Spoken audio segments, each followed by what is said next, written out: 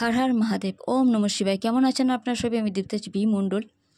আপনাদের এই যে সামনে যে গ্রহণটা আসছে, এই ভিডিও যখনই আপনারা পাবেন, এই গ্রহণ চলাকালীন কি না করবেন, এর পরেও কি করতে হবে আর কি করতে হবে না, সেটাও থাকবে এই ভিডিওর মধ্যে। আর অবশ্যই আপনাদের এখানে আমি কিছু কিছু গুরুত্বপূর্ণ বিষয় বলবো, যেটা একদমই স্কিপ করবেন না। স্কিপ করলে আপনাদের জীবনে প্রবলেম সলভ এই ভিডিও থেকে হবে, সেটা মিস করে যাবেন। তাই পুরোটা দেখবেন। আর এই ভিডিও যদি ভালো লেগে থাকে তার লাইক, কমেন্ট, শেয়ার, সাবস্ক্রাইব করতে ভুলবেন না। এই পরিবারে একজন হবেন, দৈবী পরিবারে।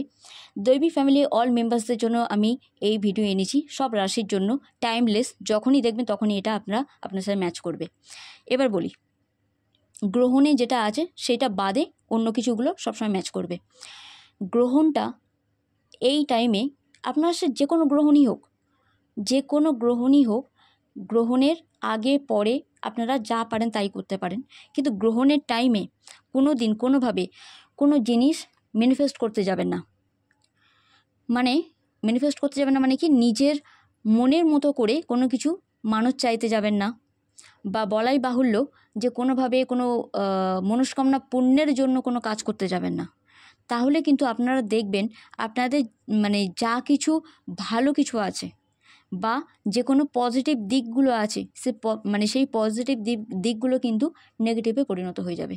তাই গ্রহণের টাইমে তো বলাই হয় যে টাইমটুকু গ্রহণ থাকে, সে চন্দ্রগ্রহণ হোক, সূর্যগ্রহণ হোক, আংশিক হোক, পূর্ণগ্রাস হোক, দৃশ্যমান হোক বা অদৃশ্য হোক, যাই হোক না কেন, গ্রহণের প্রভাব তো থাকবেই থাকবে কম বেশি।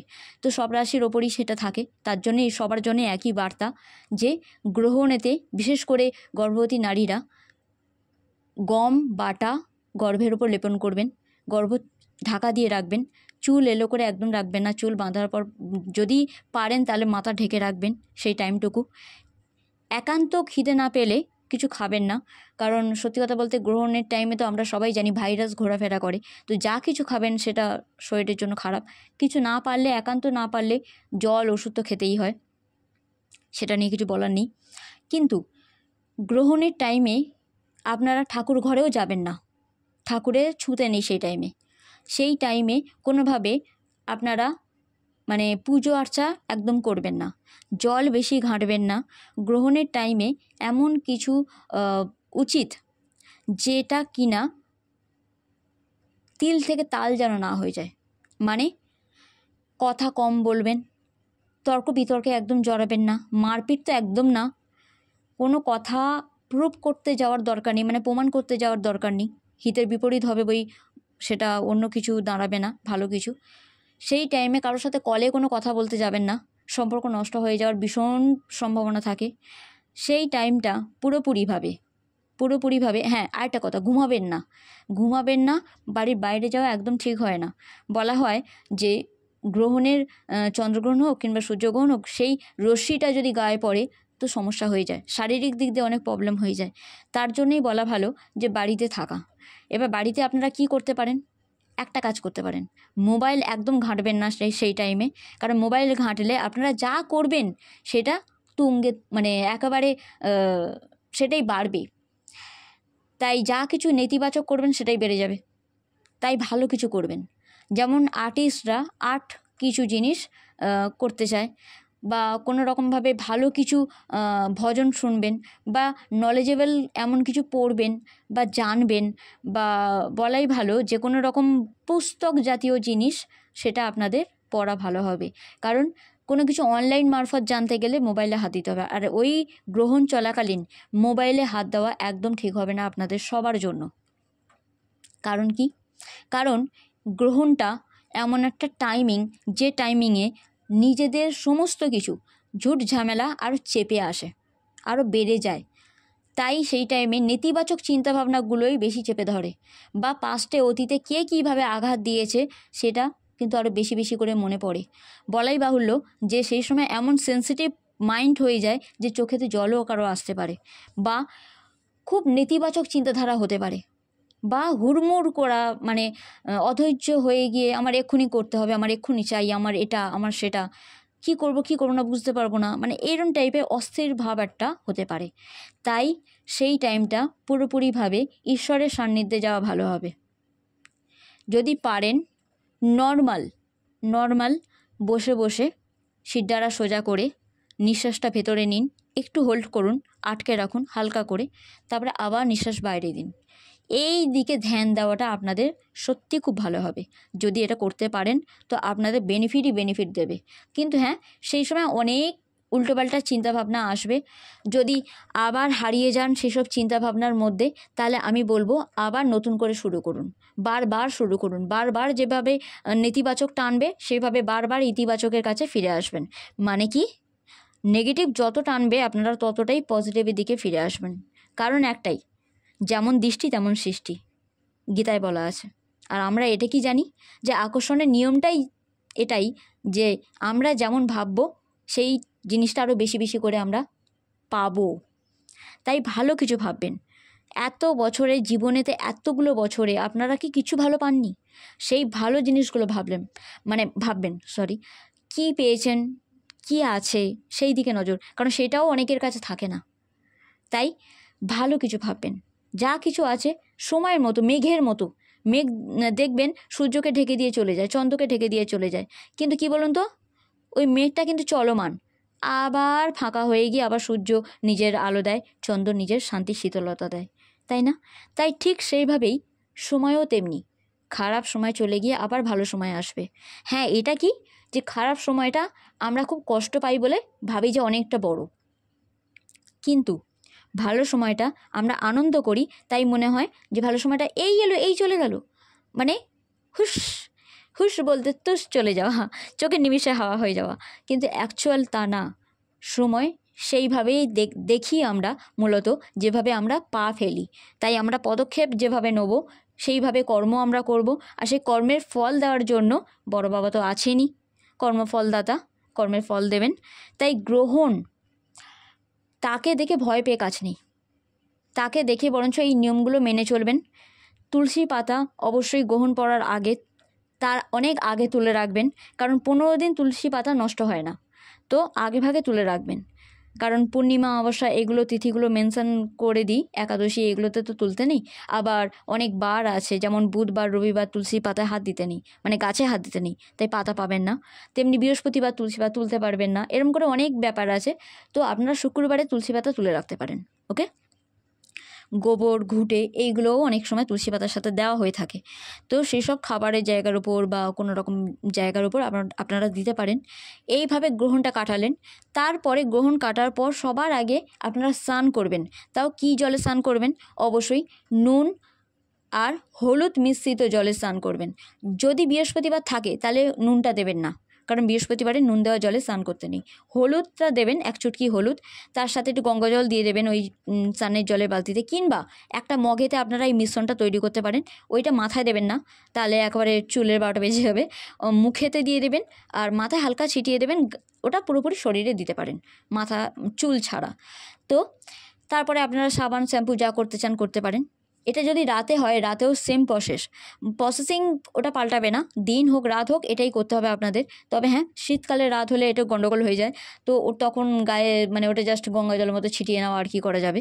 কিন্তু এটা করার পর আপনারা অবশ্যই মন্দিরে যাওয়ার আগে একটু হলুদ, একটু কুমকুম সিঁদুর নিয়ে, ছেলেরা যদি সিঁদুর নিতে প্রবলেম হয় নেবেন না, শুধু হলুদ নিতে পারেন, কাঁচা হলুদের রস হলে ভালো, নাহলে এমনি শুধু হলুদ নিয়ে অবশ্যই আপনারা থার্ড আই দুটো ভুরুর মাঝখানে, কপালেতে দিতে পারেন যেখানে টিপ পরা হয়, ব্রহ্ম তেলও মাথার মাঝখানে দিতে পারেন, কণ্ঠের মাঝখানে দিতে পারেন, গলার মাঝখানে, বুকের মাঝখানে দিতে পারেন, নাভিতে দিতে পারেন, আর কোমর থেকে একটু নিচু অংশে প্রাইভেট পার্টের ওপরে ওই জায়গায় আপনারা মাঝখানে দিতে পারেন।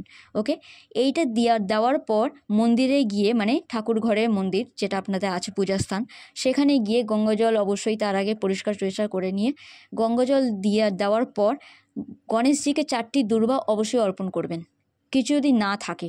আর যদি আপনারা পারেন তাহলে লাড্ডু সমেত গণেশজিকে 4টে লাড্ডুর সমেত দূর্বা অর্পণ করতে পারেন, ঘিয়ের প্রদীপ জ্বালাতে পারেন। আর অবশ্যই দুর্গা স্তোত্রম কিংবা কালী স্তোত্রম আপনারা পাঠ করবেন, হনুমান চালিসাও পড়তে পারেন। তার সাথে অবশ্যই বলবো, পুরো বাড়িটা নুন মিশ্রিত জলে একেবারে পরিষ্কার পরিচ্ছন্ন করে ফেলতে হবে গ্রহণ যাওয়ার পর, এটা করবেন।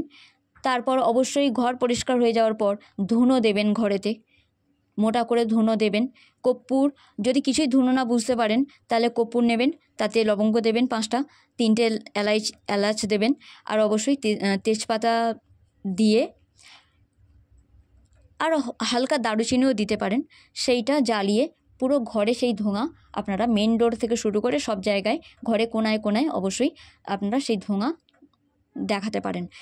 আর বাড়ির 4টে কোনায়, বিশেষ করে 4টে কোনায় বা যেখানে আলো পৌঁছায় না বেশিরভাগ, সেখানে আপনারা ডমরুর ধ্বনি কিংবা ঘণ্টার ধ্বনি অবশ্যই আপনারা জোরে জোরে জোরে জোরে বাজাতে পারেন। বা প্রত্যেক দিন সকালবেলা, সন্ধেবেলা, দুপুরবেলা, রাত্রিবেলা যদি পসিবল হয় একটা মানে হালকা করে মিউজিক চালিয়ে রাখতে পারেন প্রত্যেকটা রুমেতে আপনাদের। সেটা হনুমান চালিসা হতে পারে কিংবা মহামৃত্যুঞ্জয় মন্ত্র হতে পারে বা দুর্গা স্তোত্রম হয়তো হতে পারে, মানে অমৃতবাণী যেটা হয় সেগুলো চালিয়ে রাখতে পারেন। তো এরকম করে করে আপনারা গ্রহণের কুপ্রভাবটাকে কাটাতে পারবেন। আর অবশ্যই একটা কথা মাথায় রাখার বিষয় আছে, গ্রহণ চলে যাওয়ার পরেও সব রাশির কিছু না কিছু প্রভাব তো থাকবেই থাকবে। তাই এই প্রভাব কাটানোর জন্য এইগুলো তো আমরা করছি, কিন্তু অন্তত 15টা দিন, মানে গ্রহণ আসার 15টা দিন আগে আর গ্রহণ যাওয়ার 15টা দিন পর কোনোভাবে কোনো বড় ডিল সাইন করবেন না অফিস, মানে কাজেতে, অফিসারদের বলছি, কিংবা মানে চাকরি ক্ষেত্রে, কিংবা কোনো রকম বিজনেসের ক্ষেত্রে কোনো পার্টনারশিপে বিজনেসে যাবেন না। 15টা দিন কোনো রকমভাবে রিস্কে কোনো কাজ করবেন না। তার সাথে অবশ্যই বলবো কোনো জায়গায় ইনভেস্ট করবেন না। কোনো রকমভাবে টাকাটা সামলে সামলে রাখুন, কারণ ধন কেউ চাইতে পারে, কেউ চিট করে চলে যেতে পারে, তাই বুঝে সুঝে পা ফেলবেন। এই 15টা দিনে কোনো রকমভাবে কোনো বড় কোনো সিদ্ধান্ত নেবেন না, সে বিয়ে নিয়ে হোক বা কাজ সংক্রান্ত হোক বা কোথাও যাওয়া নিয়ে হোক দূরভ্রমণে, বা কোথাও গিয়ে চাকরি করা, মানে ওখানে স্টে করে চাকরি করা হোক, বা যে কোনো কিছু, কোনো বড় সিদ্ধান্ত এই 15টা দিন, গ্রহণ যাওয়ার পরে 15টা দিন আপনারা নেবেন না। হ্যাঁ, এটা হতে পারে যে ছোটোখাটো কোনো পা আপনাদের ফেলতে হতে পারে কোনো রকম তাড়াহুড়োতে, বা নিতেই হবে সিদ্ধান্ত, কিছু করার নেই, তাহলে ছোটো ছোটো পা ফেলুন, ছোটো ছোটো কাজ করুন। এমন বড় কোনো হিউজ পা ফেলবেন না যার জন্য পরেই কিন্তু একটা সমস্যার সম্মুখীন আপনাদের হতে হয়। এটা একটা বড় ব্যাপার। তার থেকেও বড় ব্যাপার হচ্ছে, যদি টাকা সংক্রান্ত কিছু মানে কোনো রকমভাবে আপনারা ফেঁসে গিয়ে থাকেন, তাহলে বলবো আমি, এটা খুব ভালো করে মন দিয়ে শুনবেন। কোনো কিছুতে যদি ফেঁসে গিয়ে থাকেন, যে বেরোনো যাচ্ছে না এই সমস্যা থেকে, সে যে কোনো হতে পারে, মামলা মোকদ্দমা হতে পারে, কোনো জায়গায় টাকা দিয়েছেন সেখান থেকে রিটার্ন পাচ্ছেন না, বা যে কোনো কিছু, তাহলে দুরন্ত দেব স্টাক, STAG, ঠিক আছে, দুরন্ত দেব স্টাক, STAG, এই মানে দুরন্ত দেবের সাথে এই মন্ত্র, মানে দুরন্ত দেব স্টাক, এই মন্ত্রটা আপনারা বলবেন। আপনারা দেখবেন যে কোনো ঝামেলা থেকে, যে কোনো এনজাইটি থেকে, যে কোনো দুশ্চিন্তা থেকে আপনারা বেরোতে পারছেন। যাত্রা মানে সুগম হবে, যে কোনো কাজের যদি বেরোন আপনারা পথে ঘাটে, তো যে কোনো বিপদ কাটবে, আর আপনারা দেখবেন কোনো রকম ঝুট ঝামেলা থেকে আপনারা রেহাই পাচ্ছেন। আর অবশ্যই বলবো, যারা লাইফে টাকা একদম পাচ্ছেন না, পুরোপুরি দুর্দিন দেখছেন, বা ভালোবাসার জীবনে কিছুই করতে পারছেন না, তো আপনারা ভালোবাসা নিয়ে আমি আগে বলি, ফনিক্স ভেনাস এই মন্ত্র জপ করবেন। আর যার টাকা মানি সংক্রান্ত যারা করছেন, যে একদম তলিয়ে যাচ্ছি, কিছু পাচ্ছি না, তারা কি করবেন, ফনিক্স 897 এটা করতে পারেন, কিংবা এটাও করতে পারেন, ফনিক্স কর্ণকোপিয়া। আর ভালোবাসার জন্য আপনারা আরেকটা করতে পারেন, ফনিক্স ওম ক্লিম কৃষ্ণায় নমঃ।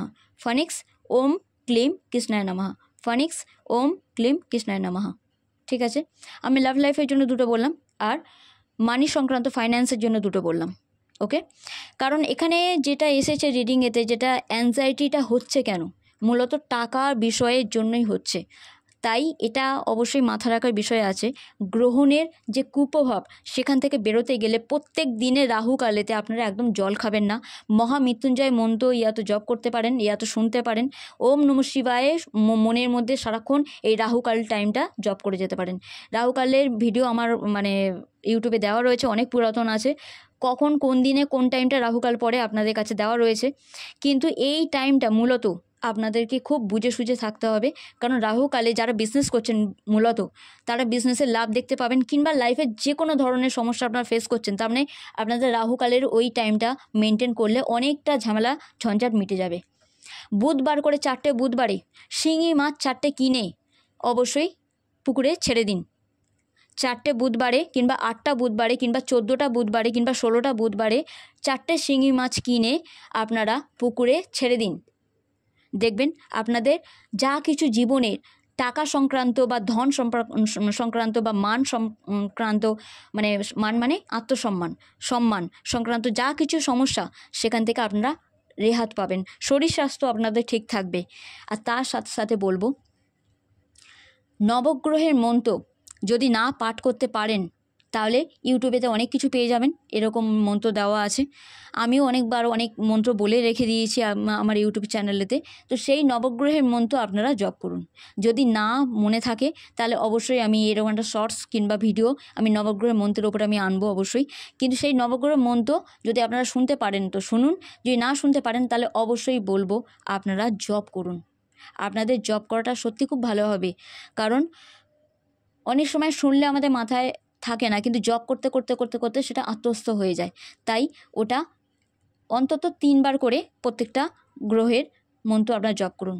কারণ কি, এই নবগ্রহ মন্ত্র এমন একটা মন্ত্র আমরা বলে থাকি, ওম বিঘ্নেশ্বরায় নমঃ, গণেশজির মন্ত্র বলার পর গুরুদেবের প্রণাম জানানোর পর অবশ্যই নবগ্রহ ওনাদের প্রণাম জানানো হয়। তো ওনাদের আশীর্বাদ নেওয়া খুব দরকার। আর আপনাদের পূর্বপুরুষকে শান্ত করার জন্য বা ওনাদের আশীর্বাদ পাওয়ার জন্য অবশ্যই একাদশী তিথিতে নিম গাছের গোড়ায় ওনারা যেটা খেতে ভালোবাসতেন ওনাদের খাবার অবশ্যই একবার অন্তত দিয়ে আসবেন। ধূপবাতি জেলে জল অর্পণ করে খাওয়ার জন্য, আর সেই ওনাদের মন পছন্দের খাবারটা অবশ্যই দিয়ে আসবেন। আপনারা লাইফে যদি খুব প্রবলেম ফেস করে থাকেন তাহলে বলবো রুদ্রাক্ষ ক্রিস্টাল আপনারা ইউজ করুন। তবে কোথা থেকে নিচ্ছেন এটা একটু বুঝে নেবেন, কারণ সব রুদ্রাক্ষ সব ক্রিস্টাল একদম যে অরিজিনাল হবে তেমন কোনো মানে নেই।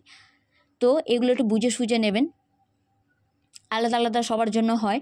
তাই এখানে জেনারেল রিডিংয়েতে আমি এরমভাবে কিছুই বলবো না। আপনারা যদি চান তাহলে অবশ্যই আমার কাছ থেকে কিংবা অন্যজনের কাছ থেকে আগে জন্মকুষ্টি বানিয়ে আপনারা দেখে নিন কোন রুদ্রাক্ষ আপনাদের জন্য বা ক্রিস্টাল আপনাদের জন্য, তারপরে আপনারা সেটা ইউজ করতে পারেন। এটার সাথে সাথে বলবো, নচেত বড় বাবাকে শান্ত করার জন্য, কারণ আমরা জানি মীন রাশিতে 2.5 বছরের জন্য বড় বাবা 7.5 পিক পয়েন্টে আছে। তাই এতটাই প্রভাব, যে প্রভাবটা শুধু মীন রাশির ওপর পড়বে না, সব রাশির ওপর পড়বে, 12টা রাশির ওপরই পড়বে। লগ্ন যাই হোক 12টা রাশির ওপরই বা 12টা লগ্নের মানুষের ওপরই পড়বে। তাই এই প্রভাবটা থেকে বাঁচার জন্য আপনারা 7মুখী রুদ্রাক্ষ পড়তে পারেন, পিপল গাছের তলায় ঘিয়ের প্রদীপ জ্বালাতে পারেন, কিংবা একটা পাত্রেতে, মাটির পাত্র কিংবা লোহার পাত্রে সর্ষের তেলেতে নিজের ছায়াটাকে দেখে অবশ্যই সেই তেলটা বড় বাবার মন্দিরেতে অর্পণ করে আসতে পারেন। বড় বাবা কাছে বড় বাবার যদি শিলা রূপে থাকে তো ওনার স্নান করাতে পারেন ওইটা দিয়ে। যদিও আমাদের মেয়েদের বলা হয়ে থাকে তেমনভাবে কোনো নেই, অনুমতি নেই, ওটা ছেলেরাই করতে পারে। বাট তবু বলবো বড় বাবার নাম আপনারা মন্ত্র কিংবা অবশ্যই নবগ্রহের মন্ত্র পাঠ করাটা বেশি ভালো হবে আপনাদের জন্য। আর হনুমান চালিসা অবশ্যই 9বার পাঠ করবেন আপনারা। এই সময় পা, পেট, মাথা আর হৃদয় হার্টবিট খুব বেশি করে ধ্যান রাখুন, পায়ে তেল মালিশ করুন। আর অবশ্যই বলবো আপনারা অধৈর্য হবেন না, ধৈর্য ভরে কাজ করুন, ছোট্ট ছোট্ট পা ফেলুন।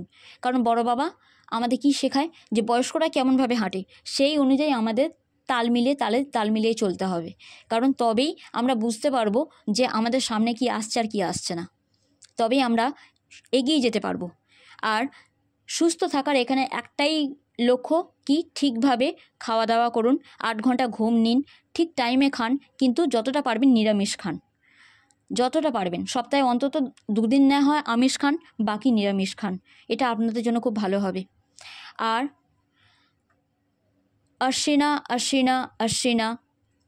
আশ্বিনা মন্ত্র জপ করা আপনাদের জন্য খুব ভালো হবে, শরীর স্বাস্থ্য ঠিক থাকবে তাতে।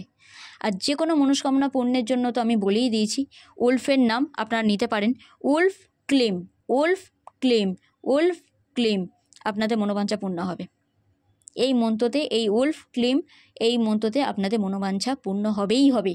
হ্যাঁ, যে কোনো একটা মনোবাঞ্ছা রাখবেন আর তাতে কোনো নেগেটিভ কিছু পুট করবেন না, ইতিবাচক ভাব রাখবেন, দেখবেন আপনার মনোবাঞ্ছা পূর্ণ হয়েছে।